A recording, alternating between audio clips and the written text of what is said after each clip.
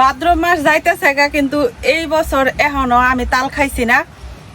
কারণ আমরা যে ফুফুর বাড়িতে তাল গাছ আছে, তো এই তালগুলো ওইগুলো বড় বড় আর কালো হয়, অনেক মিষ্টি হয়। তো কালো তাল কিন্তু মিষ্টি হয় অনেক, যার কারণে অপেক্ষা করে আসছিলাম যে এই গাছের তাল ফাঁকবো, তারপরে লোকে তাল খাইয়াম। তো আজকে যে রাতে পড়ছিল 2টা তাল নিয়ে আইছি, এখন আজকে তাল দিয়া তালের বড়া বানাইয়াম। তো এই বছর একদিনও কিন্তু আমি খাইছি না। তো এখন তালগুলো আগে ছিলাই নিয়াম, একদম পাকা। তো প্রথমে আমি তালগুলার ছাড়াই নিয়াম।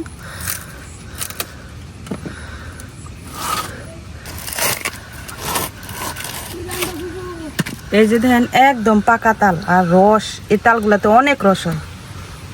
তো 2টা তালি আমি এখন ছিলাই লইয়াম।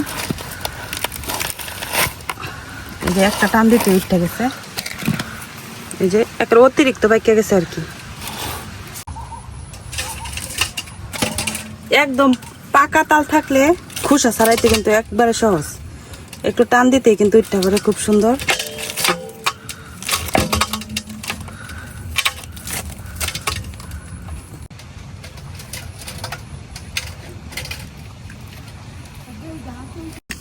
আমার 2টা তালই কিন্তু সোলানি হয়ে গেছে। এখন আমি তালের থেকে যে তালের বীজ, এগুলোর আমরা গুড় বলি, এটা আলাদা করে। এবারের বছরের প্রথম তাল নিয়ে বসছি। তো এবারে ভাদ্র মাস যাইতেছে, এখনো কিন্তু তাল খাওয়া হয় নাই। আর আজকে হলো আমার বোন জামাই ভাইগনা তারা বেড়াইতে আসবো। তো তাদের উছিলায়ও আজকে 2টা পাকা পাকা তাল, একদম গাছ পাকা 2টা তাল নিয়ে বসছি। তো আজকে তাল দিয়া তালের বড়া বানাবো। তো সবগুলা তালের বীজ কিন্তু আমার আলাদা করা হয়ে গেছে। এখন আমি এটা পানি দিয়ে একটু ভিজাই রাখবাম, তাহলে রসগুলা ছাড়াইতে অনেক সুবিধা হবে।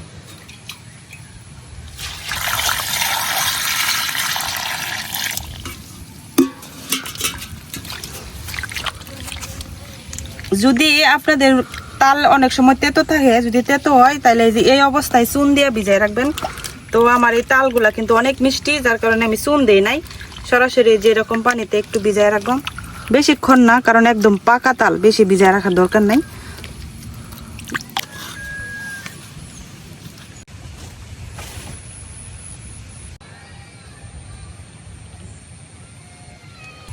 তালগুলাই যে আমি কিছুক্ষণ ভিজাই রাখছি, এখন কিন্তু অনেকটাই নরম হয়ে গেছে।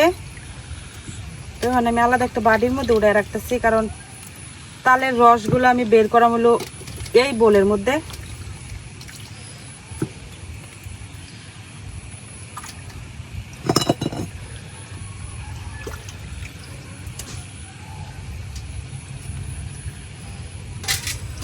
তালের রস বের করার জন্য আমি এই যেরকম গ্রেটার নিয়ে নিছি। তো এটা দিয়ে তালের রস বের করতে কিন্তু অনেক সুবিধা।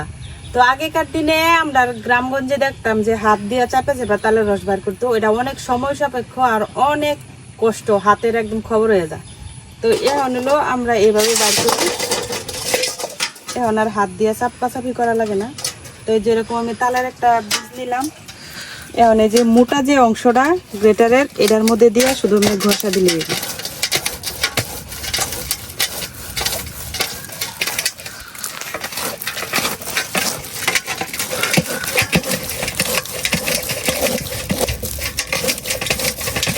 এরকম ঘষা দিলে যে নিচে দিয়ে বেরোবো তালের রস।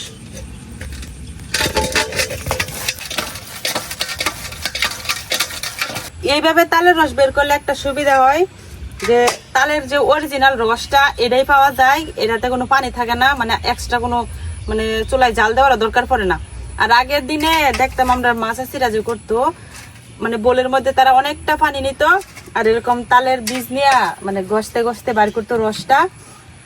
তারপরে এটা আবার একটা শুকনা কাপড়ের মধ্যে বইরা এমনি টাঙ্গায় রাখতো, আবার নয়তো জাল দিয়া ঘন করা লাগতো। তো এটা অনেক ঝামেলার বিষয়, আগে তো তারা এই পদ্ধতিটা জানতো না। অনেক ভাবে কিন্তু তালের রস বের করে, এক একজন এক এক রকম ভাবে। তো আমার কাছে এটাই সুবিধা মনে হয়।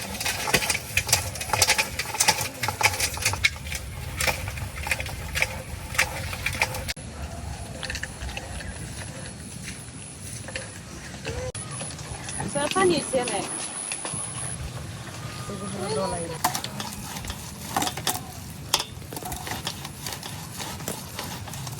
আগের মানুষ তাল শেষছিল না, হ্যাঁ এই সারা দিনে এবার তাল চিপতো, তারপর সবাই তাল খাইতো। আর আমরা বছরে একবার তাল খাওয়ার মানুষ না। আগে মানুষ এটা করতো না, যে এমনি চিপ পাইলে সবসময় হাত দিয়ে চিপ করতে। আর এখন আমরা একটু কষ্ট লেগে তাল খাইবার চাই না, বছরে একবার তালাই তারপরে খাইতে চাই। সিজনাল ফল সবকিছু ওই খাওয়া দরকার। সিজনের ফল আবার সিজনের সময় না খাইলেও ভালো লাগে না, পরে সিজন ছাড়া খাইলে কিন্তু একদম ভালো লাগে না। আমি ঘষতে ঘষতে কিন্তু এই যে এই দুইটা আবার সাদা হয়ে গেছে, তো ইচ্ছা করলে আর একটু বার করা যাবো, তো আমি আর বার করতাম না, এই দুইটা ফালাই দিই। ফালাই দিয়াম বলতে এক জায়গায় রেখে দিয়াম, পরে এটা থেকে যখন শিকড় বাড়িব তখন যে ভিতরে ইয়া হইব, এটা কি বলে জানি, গুট গুট। এই জায়গায় রেখে দেই, পরে এখান থেকে হইব, পরে ভিতরে এটা খাইতে অনেক মজা লাগে। তাহলে রাখি শক্তটা একবার সুগারের মতো, শক্তটা তো খাওয়া যায় না, ভিতরে যে ওই একটা সুগারটা খাওয়া যায়। যারা পান খায় এরা খাইতে পারে।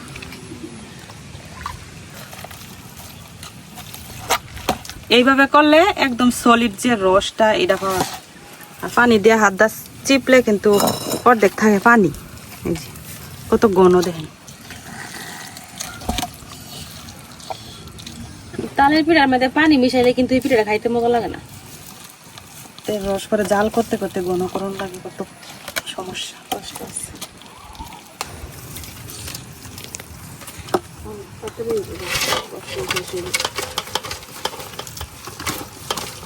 আমার তো তালের পিঠা চাইতে তালের হচ্ছে গ্রান্ডা এটাই ভালো লাগে। তাল পাকনা তাল ঘরে রাখলে পুরা ভারী সুন্দর একটা গ্রানে ভরে যায়, মিষ্টি মিষ্টি একটা গ্রান। মানে তাল খাওয়ার চাইতে এই গ্রানটাই বেশি সুন্দর। আমি এই গ্রানের লেগে তাল পাকা তাল 3 দিন রাখছি ঘরের মধ্যে। 3 দিন পরে গিয়ে তাল চিপছি। গ্রানটা অনেক সুন্দর, তালের গ্রানের পারফিউম বাড়ি তো গায়ে মাখা মেখে ঘুরলে মৌমাছি সব সাথে সাথে ঘুরতো। এক বাটির বেশি হইব রস, দুইটা তালে ভালো, দুইটা তালে রস হইতো না, তালে একদম পাক না।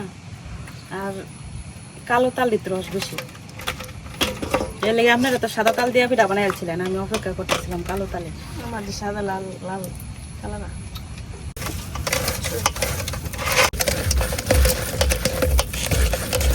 অনেক রস বেরিয়েছে।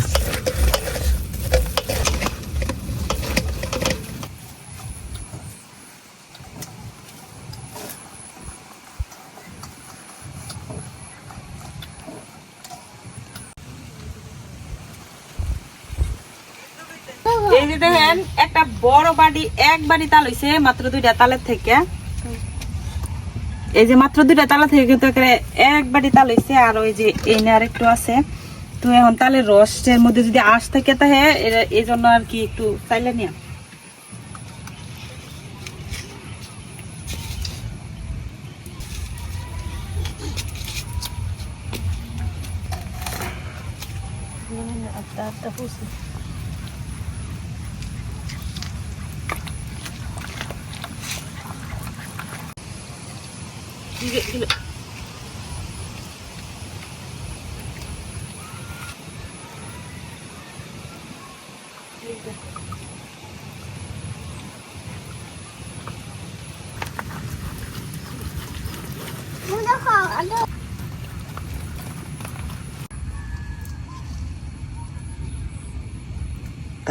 এই যে দেখেন মাত্র দুইটা তালের থেকে কিন্তু এক বোল রস হইছে। এনে কিন্তু একটু পানি নাই, একদম পিওর রসটা, কতটা ঘন দেখে বুঝতে পারতেছেন। তো এখন এই রসটা নিয়ে রেখে দিয়াম, তারপরে ফ্রেশ ট্রেশ হইয়া গোসল টোসল কইরা তারপরে হলো পিঠা বানাতে বসবাম।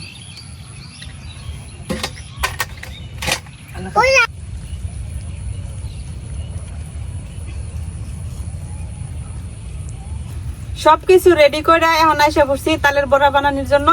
তো এই যে এনে আমি এক বাটি পরিমাণ সুজি নিছি, তো এনে 250 গ্রামের মতো সুজি আছে। এখন এই সুজিটারে আমি কিছুক্ষণ পানিতে ভিজায় রাখবাম। তো আমি বাটির মধ্যে আগে থেকে পানি নিয়ে নিছি।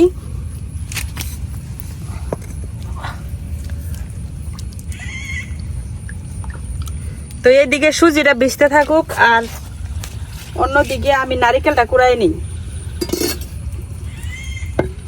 এই যে এনে অর্ধেকটা পরিমাণ নারিকেল নিছি, মানে তালের বড়ার মধ্যে নারিকেল দিয়ে খাইতে কিন্তু অনেক মজা লাগে।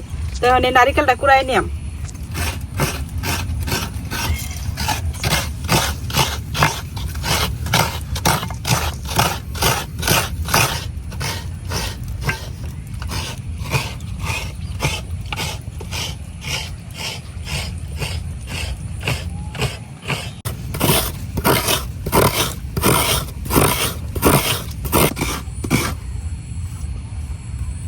এই যে আমার নারকেল কুড়ানো শেষ। তালের পিঠা খাওয়া কিন্তু অনেক কষ্ট আর অনেক ধৈর্যের কাজ, কত কিছু যে করণ লাগে। এই যে বছরে একবার তালের পিঠা খাওয়া মানুষের একদম হয়রান বানায়। তারপরও সিজনাল পিঠা তো খাওয়া লাগেই। ভাবি যেহেতু আমার আগে তালের বড়া বানায় খাইছে, আজকে আমিও বানাই।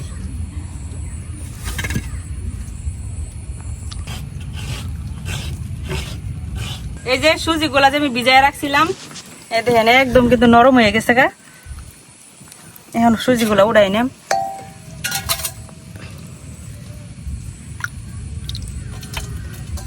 এই স্টিলের বোলটা নিছি কারণ সেটা গুলাইলে অনেক গুলা হইব, তো বড় একটা বোলের দরকার।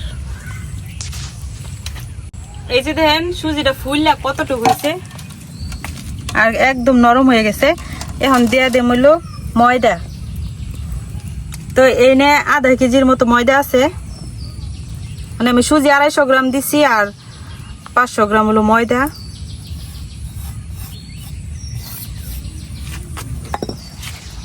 এখন দিয়া দেম চিনি।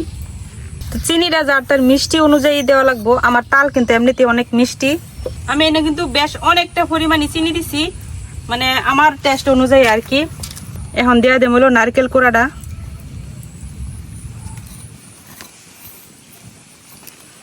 তো সবকিছু নেওয়া হয়ে গেছে, এখন হয়েছে তাল। তো এখান থেকে তাল আমি অল্প অল্প দিয়া এটা মাখাই নিয়াম যতটুক লাগে আর কি, কারণ এখানে আর কোনো পানি ব্যবহার করতাম না, শুধু এই তালটা দিয়াই মাখাই নিয়াম।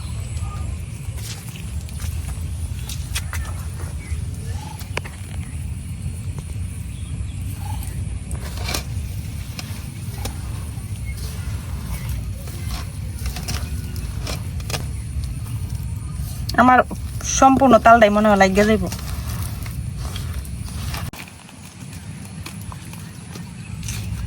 এই যে আমার কিন্তু সবকিছু একদম মাখানো সুন্দর করে রেডি। এই যে যেরকম নরম হয়েছে, যেহেতু সুজি আর আটা দিয়ে বানাইছি, এটা কিন্তু একটু নরমই থাকবো। চালের গুঁড়া দেওয়া যেহেতু বাবি বড়া বানাইছিল, তো ওইটা কিন্তু আমরা খাইছি, তো এই জন্য আমি ভাবলাম যে আজকে সুজি দিয়ে বানাই। তো আমার মাখানো হয়ে গেছে, এখন আমি ওই চুলাটা ধরাই নি। চুলা ধরাই নিছি, এখন পিঠাগুলা ভাজার জন্য তেল দিয়ে দেম।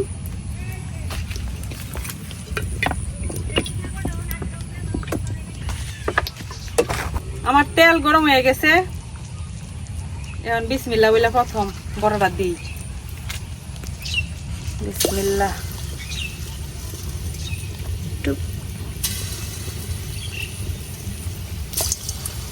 বড়ার কোনো শেপ লাগে না, একা বেঁকা হইলেও সমস্যা নেই।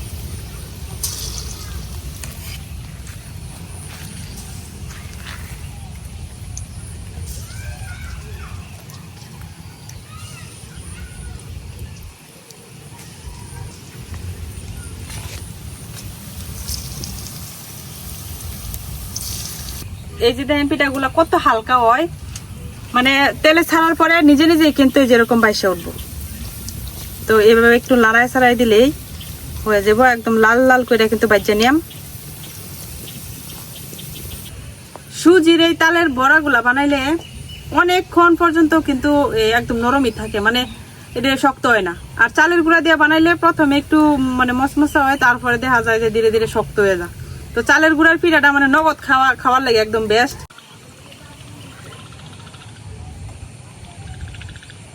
এই যে দেন বড়াগুলার কালার আস্তে আস্তে কিন্তু লাল হইতেছে, তো এরকম অবস্থাতে তুলে লানি যায়। আর একটু কড়া কালার করলে আর কি সুন্দর লাগে, তো আমি আর একটু কালার করতেছি। আর এই বড়াগুলা কিন্তু হয়ে গেছে, এখন উড়াই নিতেছি। এই যে দেখেন কি সুন্দর কালার আইছে বড়াগুলায়।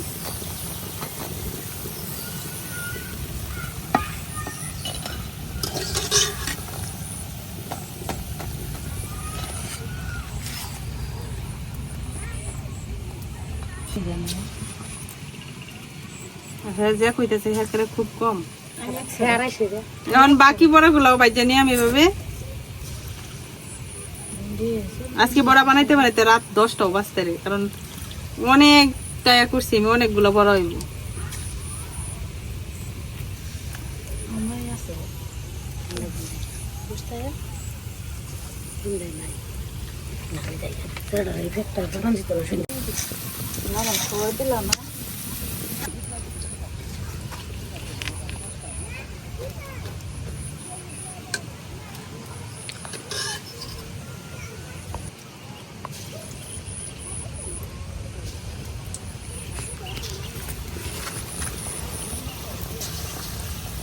এ বড়া বানাইতে একটা সুবিধা, একসাথে অনেকগুলা দেয়া মানে খুব তাড়াতাড়ি শেষ করে আলা নিজে আর কি।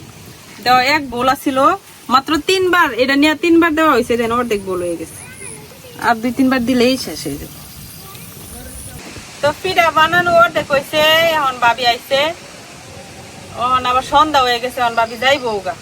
তখন আগে বাগে ভাবিরে দিয়ে লাই কিছু খাওয়া যাক, আইসি খাইবার লাগে রাখাই যাই নাকি। হ্যাঁ নাইলে তো কইবো যে হাতি না, আপনারাই কইবেন। বিসমিল্লাহ। বিরিয়ানি কিন্তু অনেক মজা হয়েছে, আর মিষ্টিও ব্যাঙ্গে দেয় একটা পিঠা। এই যে ভিতরটা কিন্তু একবারই নরম আর উপরে একবার মসমসে। সুজির পিঠা নরম তো ফুলাই। সুজির পিঠা তো এটা লাগে কিন্তু একবার তুলতুলা খাইতে কিন্তু অনেক ভালো লাগছে। আপনি তো যাইবেন নাকি আমাদের যে আমার কয়টা বাস কি পিঠা শেষ হইতে, আর এত বাতাস ছাড়ছে মনে হয় যে বৃষ্টি নামবো, অন্ধকার হইতেছে আকাশ। আমি দোয়া করতেছি খালি বৃষ্টির আগে যদি আমার পিঠা বানানো শেষ হয়ে যায় তাহলে বাঁচি। আমি তো দোয়া করতে আছি আল্লাহ পিঠা বানানি শেষ হোক, পরে বৃষ্টি দিও, আর আমি এবার যাই লই। বৃষ্টি না এলে দিলাম না, এখন বৃষ্টি আইব, আকাশের অবস্থা খারাপ। নাহলে এমন সর্বনাশ হইব, আমার একটা লড়া দশা লাগবো রে বৃষ্টি আইলে। পিঠাগুলো কিন্তু অনেক মজা হয়েছে খাইতে। তাড়াহুড়া কইরা এত আগুন দিছি, তারপর অসুবিধা ওইবার চাইতেছে না, মানে যখন লোক তাড়াহুড়া লাগে এই সময় কাজ দেরিও।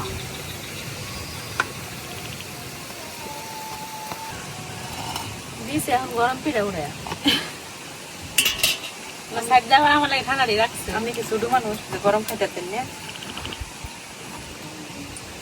বিরিয়ানি কিন্তু যতটা নরম হয়েছে ভিতর দিয়ে অতটা উপরে দিয়ে মসমস করতেছে, অনেক মজা হয়েছে বিরিয়ানি।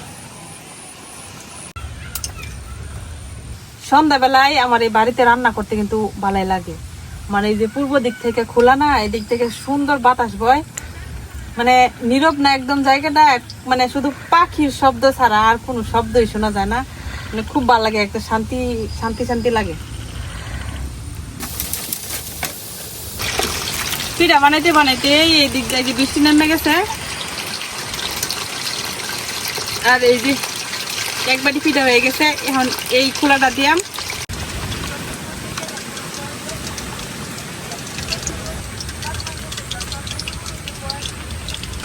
এই যে দেখেন এক বাটি পিঠা হয়ে গেছে, পিঠাও বলা যায় আবার বড়াও বলা যায়। তো একটা বড়া আপনাদের ভাঙ্গা দেখাই, এই যে দেখেন ভিতরটা কত সফট আর নরম, আর উপরেরটা কিন্তু শক্ত আছে, এখনো ক্রিস্পি আছে। বিসমিল্লাহ। আমি বানাইছি কিন্তু এখন পর্যন্ত একটা মুহে দিছি না, তোমার এর আগে ভাবি খাওয়া গেছে,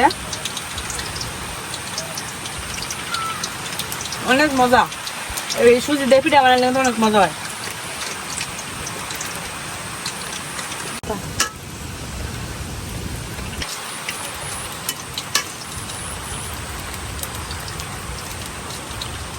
Okay.